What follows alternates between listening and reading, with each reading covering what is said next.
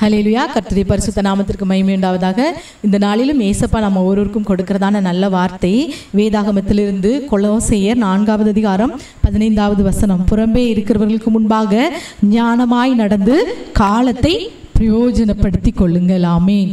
நாம் காலத்தை பிரயோஜனப்படுத்திக் கொள்ள வேண்டுமாம். ஞானமாய் நடந்து காலத்தையும் நேரத்தையும் நமக்கு ஏசப்பா கொடுக்குற ஒவ்வொரு நிமிடத்தையும் நாம் பிரயோஜனப்படுத்திக் கொள்ளணும். அப்படின்னா அந்த காலத்தையும் நேரத்தையும் நாம் வீணாக்க கூடாது. இந்த வருடத்தில் இந்த புதிய நாளில் நாம் ஒரு தீர்மானம் எடுப்போம். இனி நான் வீணா அந்த சென்ற வருடம் மாதிரியே நாம் இருந்துடாதபடி இந்த புதிய வருடத்தில் நாம் நேரத்தையும் காலத்தையும் வீணாக்காதபடி அதை பிரயோஜனப்படுத்துவேன் என்று சொல்லி ஒரு தீர்மானம் எடுக்க வேண்டும். ஒரு வேடன் என்ன பண்ணானா, ஒரு நாள் கடற்கரை வழியாக போயிட்டு இருக்கும்போது நிறைய கற்களை அவன் பார்த்து அந்த கல்லெல்லாம் எடுத்துட்டு என்ன பண்ணுறான், அந்த கவனில் வச்சு ஒவ்வொரு கல்லையும் கொண்டு ஒவ்வொரு பறவைகளை அவன் கொண்டுகிட்டே இருக்கிறான். இப்படி அவன் கையில் உள்ள கல்லெல்லாம் காலி ஆயிடுச்சிருக்கு. அப்போ மீதி ஒரே ஒரு கல் இருக்குது. அது பார்க்க அவ்வளோ அழகாக இருக்குது. அப்போ அதை என்ன செய்கிறான், வீட்டுக்கு எடுத்துகிட்டு வரான். வீட்டுக்கு எடுத்துகிட்டு வந்துட்டு இருக்கிற வழியில் போயிட்டு இருக்கும்போது அங்கே ஒரு வியாபாரிகிட்ட அந்த கல்லை காட்டுறான். பார்த்த உடனே அந்த வியாபாரி, தம்பி இது விலை உயர்ந்த மாணிக்க கற்களாச்சே அப்படின்னு சொன்னோடனே இந்த வேட்டைக்காரனுக்கு ரொம்ப கஷ்டமாயிடுச்சு. ஐயோ, நான் எத்தனையோ கல் என் கையில் இருந்தது, எவ்வளோ நிறைய நான் கல்லை வச்சுருந்தேனே, எண்ணிக்கை கடங்காதது, அதையெல்லாம் நான் வீணாக்கிட்டேனே, அதையெல்லாம் நான் ஆற்றுல போட்டேனே, அதை நான் இப்போ கண்டுபிடிக்க முடியாது, ஒன்றே ஒன்று தானே இருக்குன்னு சொல்லிட்டு அவன் ரொம்ப கஷ்டப்பட்டு கவலைப்பட்டு அந்த ஒரு கல்லை என்ன செய்தான், அவன் விற்றுட்டு அவன் அந்த பணத்தை எடுத்துகிட்டு போகிறான். அவனுக்கு ரொம்ப கஷ்டம். இந்த ஒரு கல்லுக்கே இவ்வளோ பணம் கிடச்சிருக்கிறேன், அவ்வளோ கல்லையும் விற்றுருந்தா எப்படி இருக்கும் அப்படின்னு சொல்லி. இன்றைக்கும் அருமையான தேவனுடைய பிள்ளைகளே, நமக்கும் கூட கர்த்தர் ஒவ்வொரு நாளையும் அவர் கிருபையாய் கூட்டு கொடுக்கிறார். இலவசமாய் இந்த மாணிக்க கற்களை போல ஒவ்வொரு நாளையும் கிருபை வரங்களையும் கர்த்தர் நமக்கு இலவசமாய் கிருபையாய் அளிக்கிறார். ஆனால் அதில் நம்மில் பலர் என்ன செய்கிறோம், அந்த கிருபையாய் கொடுத்த அந்த கர்த்தர் இலவசமாய் கிருபையாய் கொடுத்த வரங்களையும் நேரங்களையும் நாம் உலக சிற்றின்பங்களுக்கும் உலக ஆடம்பரங்களுக்கும் அதை விற்று போட்டு நம்ம அதை வீணடித்து கொண்டிருக்கிறவங்களாக இருக்கிறோம். அந்த மகத்தான வரங்களையெல்லாம் செலவழித்து போடுகிறோம், நாம் வீணடிக்கிறோம். அப்படி நாம் வீணடிக்கிறதுனால கர்த்தருடைய சித்தத்தை நிறைவேற்றதவர்களாய் நாம் காணப்படுகிறோம். கடந்து போன காலத்தை பற்றி அதையே நினைச்சு இந்த கடந்து போன காலத்தை குறித்த கவலையே நினைச்சு அதிலேயே மூழ்கி நிகழ்காலத்தில் மீதம் இருக்கிற நாட்களை நாம் என்ன செய்கிறோம், இழந்து விடுகிறோம்.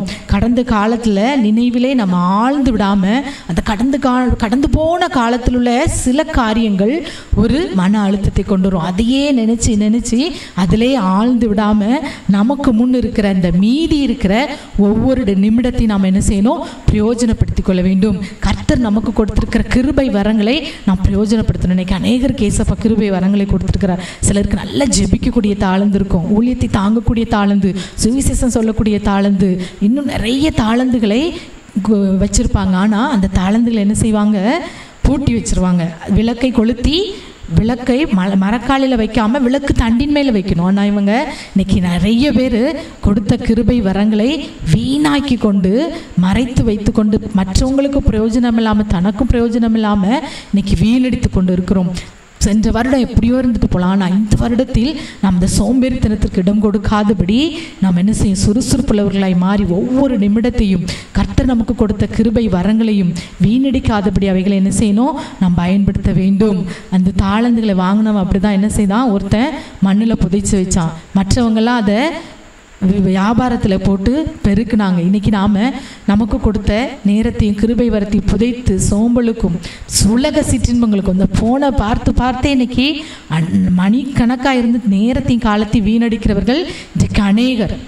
100 பேர் இருக்காங்கன்னா அதில் ஒருத்தர் வேணா மிஞ்சிருப்பாங்க. அதெல்லாம் பார்க்காம கர்த்தருடைய சமூகத்தில் இருக்கிறவங்களா, அந்த ஒருத்தங்க நீங்களாக இருந்தீங்கன்னா உங்கள் மூலமாய் கர்த்தர் செய்கிற காரியம் மிகவும் பெரியதாக இருக்கும். ஏன்னா இப்போ இருக்கிற காலகட்டம் யாரையுமே கர்த்தருடைய சமூகத்தில் ஒரு மனதோடு இருந்து ஜெபிக்கவோ நேரத்தை பிரயோஜனப்படுத்தவோ முடியாதபடி பிசாசு தந்திரங்களை கொண்டு வந்து, அவனுடைய தந்திரமே இதான், நேரத்தை எல்லாம் கொள்ளையடித்து கொண்டு இருக்கிறான். ஆனால் அதுக்கெல்லாம் தப்பி நம் கர்த்தருடைய சமூகத்தில் இருப்போம் என்றால் நம் ஜெபம் கேட்கப்படும். நம்ம மூலமாய் கர்த்தர் பெரிய காரியங்களை செய்வார். அவருடைய திட்டத்தை, நோக்கத்தை நம்மை கொண்டு கர்த்தர் செய்ய நினைத்த நோக்கத்தின் திட்டத்தையும் நிறைவேற்றுவார். ஆகவே இன்னைக்கு அருமையான தேவனுடைய பிள்ளைகளை நாம் ஒரு தீர்மானம் எடுக்கணும். எனக்கு முன்ன கர்த்தர் கொடுத்துருக்கிற இந்த மீதியான நாட்கள் எத்தனையோ நாளை நான் வீணாக்கிட்டேன். எத்தனையோ வருடங்களை நீங்கள் கடந்து வந்த வருடத்தெல்லாம் இன்னைக்கு திரும்பி பார்த்தீங்கன்னா செஞ்ச காரியங்கள் என்ன?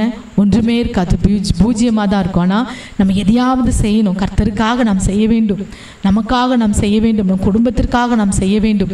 சோம்பேறித்தனமாக இருந்து ஒன்றுமே இல்லாமல் நம்முடைய கிரியை பூஜ்யங்கிற மாதிரி இல்லாமல் அது அநேக பலனை கொடுக்கும்படியாய் நம் கையின் கிரியைகள் இருக்க வேண்டும். ஆகவே இந்த நாள் ஒரு தீர்மானம் எடுப்போம். இனி நான் நேரத்தை, காலத்தை சாத்தானுக்கு கொடுக்க மாட்டேன், உலகத்துக்கு கொடுக்க மாட்டேன், சிற்றின்பத்துக்கு கொடுக்க மாட்டேன். நான் வேதத்திலும், பைபிளை படிக்கிறதிலும், ஜெபிக்கிறதிலும், சுவிசேஷத்தில் சொல்லுவதிலும், உமக்கென்று ஓடுவதில் நான் என் நேரத்தையும் காலத்தையும் கொடுப்பேன் என்று சொல்லி நாம் காலத்தை பிரயோஜனப்படுத்தும்படி ஒரு தீர்மானம் எடுத்தவர்களாய் ஜெபிப்போம். எல்லாரும் கண்களை மூடி தலைகளை தாழ்த்தி, அப்பா உம்மை நாங்கள் நன்றியோடு ஸ்தோத்தரிக்கிறோம். அப்பா இயேசுவே, நீர் மாணிக்க கற்களை போல எங்களுக்கு எத்தனையோ காரியத்தை நீர் வரங்களாய் கொடுத்திருக்கிறீர். நேரத்தையும் காலத்தையும் கொடுத்திருக்கிறீர். அப்பா அது திரும்பி போனால் வராது, ஒரு நாள் அது போனால் அது திரும்ப வராது தகப்பனே. அதே போல் கிருபை வரங்களை நாங்கள் வீணாக்கி புதைத்து வைத்து கொண்டு இருக்கிறோம். இந்த வேளையில் அப்பா உணர்வை தாரும். இயேசுவே உம்மை ஸ்தோத்தரிக்கிறோம். நாங்கள் காலத்தையும் நேரத்தையும் பிரயோஜனப்படுத்த கிருபை செய்யுங்கப்பா. கடந்து போன நாட்களையும் முடிந்த காலத்தை நினைத்து எதிர்காலத்தை சந்தோஷமாய் வாழாதபடி அதிலே ஆழ்ந்து கொண்டிருக்கிற ஒவ்வொரு பிள்ளைகளுக்கும் இந்த நாளில் தட்டி தூக்கி எழுப்புவீராக தகப்பனே. அப்பா உம்மை ஸ்தோத்தரிக்கிறோம். விசேஷித்த உற்சாகத்தின் ஆவினால் இந்த நாளில் நிரப்புங்கப்பா. இயேசுவே உம்மை ஸ்தோத்தரிக்கிறோம். ஒவ்வொரு நிமிடத்தையும் பிரயோஜனப்படுத்தக்கூடிய கிருபையும் அபிஷேகத்தையும் இந்த நாளில் எங்கள் ஒவ்வொருவருக்கு தாங்கப்பா. இயேசுவே உம்மை ஸ்தோத்தரிக்கிறோம். பிசாசின் திட்டங்கள் அப்பா தந்திரங்களை உணர்ந்தவர்களாய் சோம்பலுக்கு இடம் கொடுக்காதபடி, நேரத்தையும் காலத்தையும் அப்பா நாங்கள் வீணாக்காதபடி, கிருபை வரங்களை வீணாக்காதபடி அதை பிரயோஜனப்படுத்திக் கொள்ள இந்த நாளில் கிருபை செய்யுங்க. ஒவ்வொருவருக்கும் அந்த கிருபை இந்த நாளில் கொடுத்து ஆசீர்வதியும் பலப்படுத்தும், மேன்மையை காண செய்யும். அநேகரை அப்பா நீதிக்குட்படுத்த பிள்ளைகளாய் மாற்றும். சகல துதி கன மகிமை உமக்கே செலுத்துகிறோம். இயேசுவின் நாமத்தில் ஜெபிக்கிறோம் எங்கள் நல்ல பிதாவே. ஆமேன், ஆமேன்.